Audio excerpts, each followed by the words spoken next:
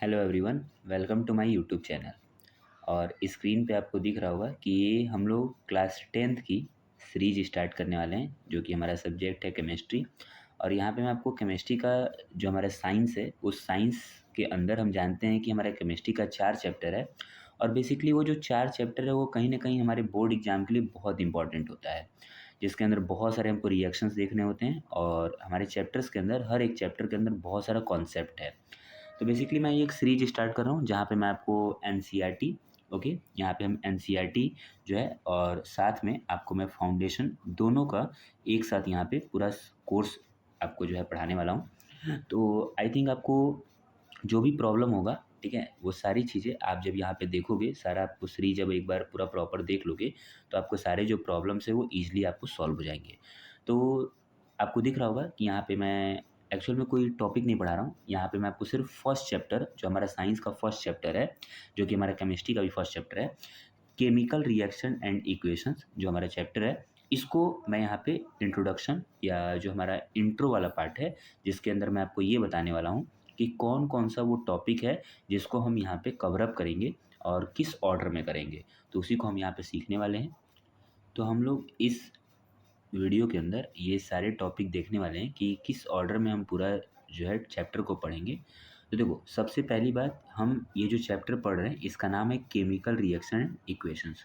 Okay, so इस chemical reaction and equations के अंदर हमारे पास पहली बात है कि जब भी कोई केमिकल रिएक्शन ऑकर होता है या जब कोई केमिकल इक्वेशंस बनते हैं ना, तो पहला हमारा ये चीज़ देखना होता है कि कहीं ना कहीं एक केमिकल चेंज हो रहा होता है। तो हमारा सबसे पहला काम ये जानना ज़रूरी है कि एक फिजिकल चेंज और एक केमिकल चेंज के बीच में क्या डिफरेंस है। तो हम लोग क्या करेंगे, सबसे पहले यहाँ पे पढ़ेंगे कि हमारे पास कि ऑल अबाउट चेंजेस, और वो चेंजेस कितने तरह के होने वाले हैं। एक तो हमारा फिजिकल चेंज होगा और दूसरा हमारा क्या होगा, chemical change. Physical and chemical change को पढ़ने के बाद हम इस पे प्रॉब्लम्स लगाएंगे कि कौन कौन से ऐसे चेंजेस हैं जो कि हमारा फिजिकल चेंजेस के अंदर आता है हमारे डेली लाइफ में, और कौन से ऐसे चेंजेस हैं जो कि हमारे पास केमिकल चेंजेस के अंदर आता है। इसके बाद हम पढ़ेंगे condition required for chemical change.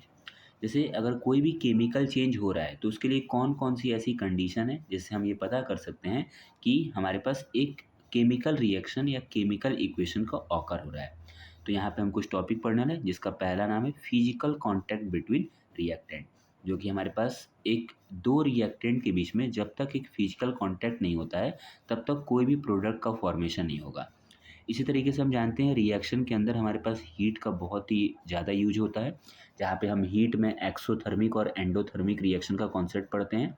फिर हमारे पास लाइट का, प्रेशर का और कैटलिस्ट का, इन सारी चीज़ों का बहुत इंपॉर्टेंट रोल है। और इन सारे चेंजेस को पढ़ने के बाद, ये सब सारे केमिकल चेंज को पढ़ने के बाद जो कंडीशन है, इसके बाद हम इन पे प्रॉब्लम्स लगाएंगे कि कौन सा ऐसा जगह है जहाँ पे हमारे पास इन सारी चीज़ों का यूज हो रहा है। ओके, इसके बाद हम पढ़ेंगे sign of a chemical change, कि एक्चुअली में कोई भी अगर केमिकल रिएक्शन हो रहा है, केमिकल चेंज हो रहा है, तो हम कैसे देख के उसको पता लगाएं कि वो एक केमिकल चेंज है, रिकॉग्नाइज हम कैसे करें। तो फिर हम क्या पढ़ेंगे, sign of a chemical change. इसके बाद हम पढ़ेंगे फेजेज इन केमिकल रिएक्शन, कि वो हमारे पास अगर एक केमिकल रिएक्शन हो रहा है, केमिकल इक्वेशन ऑकर हो रहा है, तो उसके कितने फेज होंगे। तो देखो, हमारे सिलेबस के अंदर ये 4 फेजेस का यूज करना है, सॉलिड, लिक्विड, गैस और एक्वस। और इन 4 फेजेस का यूज करके हम किसी भी केमिकल इक्वेशंस का रिप्रेजेंटेशन करते हैं। तो हम फिर नेक्स्ट लेक्चर के अंदर इन 4 फेजेस की एक्सप्लेनेशन करेंगे। ओके, इसके बाद हम जानते हैं कि कोई भी जब हम केमिकल इक्वेशन लिखते हैं तो उन केमिकल इक्वेशन का बैलेंस होना बहुत ज़रूरी है। तो फिर हम पढ़ने वाले हैं balancing of a chemical equation. और balancing of a chemical equation का हमारे पास कौन सा लॉ फॉलो करेगा, law of conservation of mass, जो कि हमारा होता है mass can neither be created nor be destroyed. तो फिर हम यहाँ पे पढ़ने वाले हैं balancing of a chemical equation. और हम यहाँ पे बहुत सारे बैलेंसिंग के क्वेश्चंस करेंगे, जो हमारे पास एक्चुअल में आपको पूरा आपका कॉन्सेप्ट क्लियर हो जाएगा कि हमारे पास एक रिएक्शंस को जब भी हम सॉल्व कर रहे हैं तो कैसे एटम की बैलेंसिंग करते हैं। ओके, इसका हम पढ़ेंगे जो हमारा सबसे चैप्टर का इंपॉर्टेंट टॉपिक है, जिसका नाम है टाइप्स ऑफ केमिकल रिएक्शन। कौन कौन सा, combination, decomposition, displacement, double displacement और रिडॉक्स।